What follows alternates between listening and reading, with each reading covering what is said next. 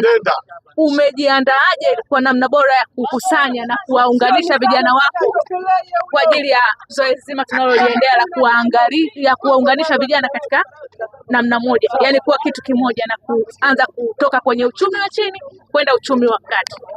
Kwanza kwa jina naitwa Njeri Matanana, mwenyekiti wa chama cha wafugaji wilaya ya Kisarawe.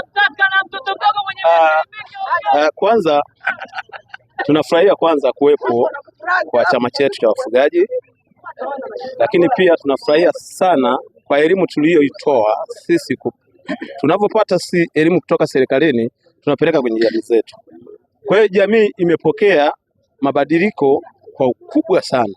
Ndio, kwa hiyo mimi nafurahia sana makongamano haya tunavyoendelea nayo.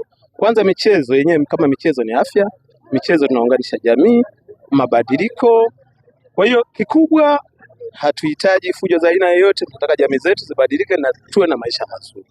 Lengine tuone serikali, tuone upande mwingine, sisi ni wafugaji. Tunataka ardhi na mambo mengine, maisha mazuri.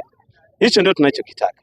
Lakini uzuri wa Kisarawe kwetu, tuna lunch nyingi ndogo ndogo ametupatia Mheshimiwa Petro Magoti, mkuu wetu wa wilaya, tunamfurahia kwenye hilo. Lakini pia Mheshimiwa Rais atupa mambo mazuri kule kwetu.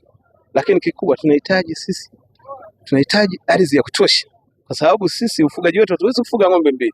Tunahitaji tufuge ng'ombe wengi, kwa sababu ndio mila zetu, na ufugaji uendelee kuwepo. Asante.